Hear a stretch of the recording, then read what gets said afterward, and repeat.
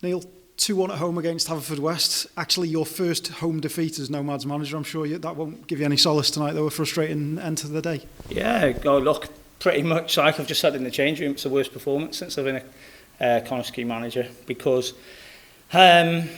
we were a long way off it. There's a lot of reasons and culmination of reasons why we didn't win today's game.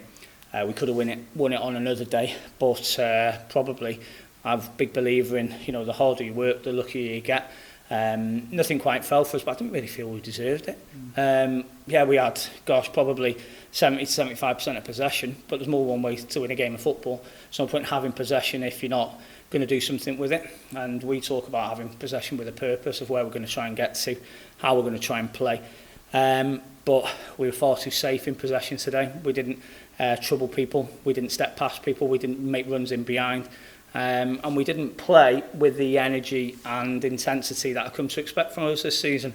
Now, today it's bitter because, we're really disappointed with the way that we've played. We've got to try and balance it by knowing how good these players have been for a long period of time so far this season. But the last league game was a disappointing performance. Well, not disappointing performance, but a disappointing result.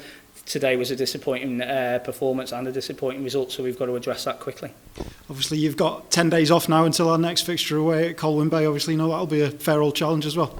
Yeah. Honestly, it'll be a really tough challenge. There's no easy games in this league, as we know, and that's a challenge for this group of players. We've got a group of players here who potentially, have they won things as much as previous Connah teams in terms of the experience and the levels of intensity week in, week out. They're more than capable of doing it. They've come off that today.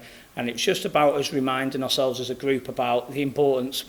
Believe me, we've worked on it all week about the importance of making sure we were ready for this. And for whatever reason, we didn't match those levels of intensity and what we expect from people on a week out basis. So if we're not at it and we don't train well this week, then we'll come unstuck next week against Quay. We're in an intense period of the season. Probably a couple of culmination of injuries and people being suspended have caught up on the group a little bit in the last couple of weeks. But that's why we then open and expect for players to come in and take opportunities. And ultimately, we've got to readdress it this week as a group. We accept blame collectively and we address it and we try and make sure that we get a positive result next week.